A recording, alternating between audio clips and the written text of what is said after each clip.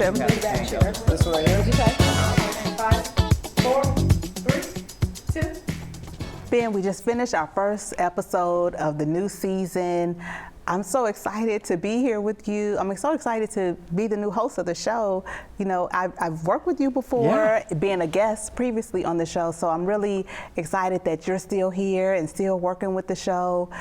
And I'm glad to be back, Tamara. Yeah. I mean, it's a new studio, new look. You know, it's fantastic. How does it look? I think it looks fantastic. I love the color of green with money, right? But no, I'm glad to be back, and it's good to work with you. And I'm looking forward to all the different topics we're going to cover, because as you and I know, as you look across this country, right, people still struggle with money. So unfortunately, this job will never go away. But I think it's our duty to help shed some light on what people can do to make it a little bit easier. Yeah, and this season we really want to make it relatable, because my vision is for it to be transformative, for people to really see the show and actually see their own personal story in what we're talking about and say, hey, if this person can do it, I can do it. And money and the conversation of financial literacy is never going to go away. People are always going to need the information. Even if you've heard it before, you always need to hear it again to keep you going in the financial journey. I think that's so true, Tamara, and I think more people need to have these discussions at home, right? So while they're watching, if they got kids too, like I've got 4 kids, and I have these conversations with them. My oldest one's 13,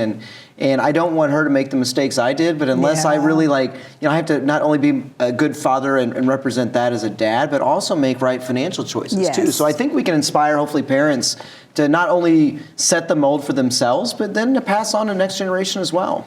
And I think that is also key, because I think sometimes we do put our heads down, even with our own finances, and we just feel like, okay, that it's going to transfer to our kids via osmosis or something. Right. But they do watch our behaviors, but we also have to talk to them about those behaviors and how they see us manage money, how we either buy them stuff or do whatever we do for them. So they need to understand how to budget and how where money comes from. They feel like it grows on trees, but it really doesn't. And I mentioned that to my daughter. She's like, well, Dad, it does grow on trees, because trees make paper and paper makes money. I'm like, okay, I get it. But it's one of those things. But and I think we have to leave our, and challenge people to leave their ego at the door, right? I mean, it's easy to tell somebody else what to do. Most people just think, I'm going to be fine, everything's going to work out, right, Tamara? But in reality, I mean, we've all made mistakes, and we have to learn from those mistakes. And I think we can share that vulnerability with others, and it's not always easy at first, but the more you put into it, the easier it becomes, and then it just becomes second nature, which is what we want them to have.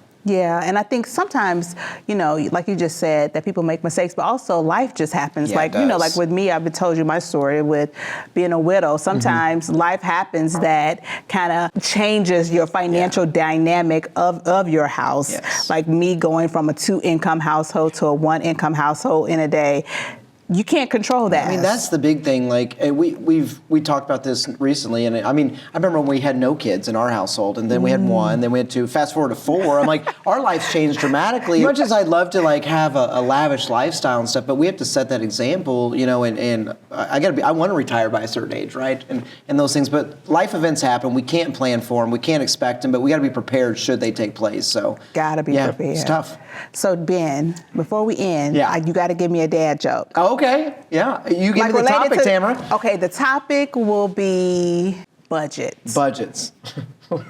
I have one, but I can't do it right now. So no, I'm just kidding. I'm just kidding. Well, give me what you got at the top of your head. That's appropriate for TV. Yeah, let's try a different one with money, right? Okay. So I'll give you one that you can coin. Okay. No, that was a little one there too, but the more if I use a lot of coin jokes, it's going to make sense, right? It's one of those things, and I'll bill you later, right? So we can bill me later. Yeah. So if we do enough, we'll build up my credit on this. So it's. Well, Ben, it's so good, like I said, to be with you this season. I'm just looking forward to us doing this good work and empowering people financially this season. I am too, Tamara. Looking forward to it.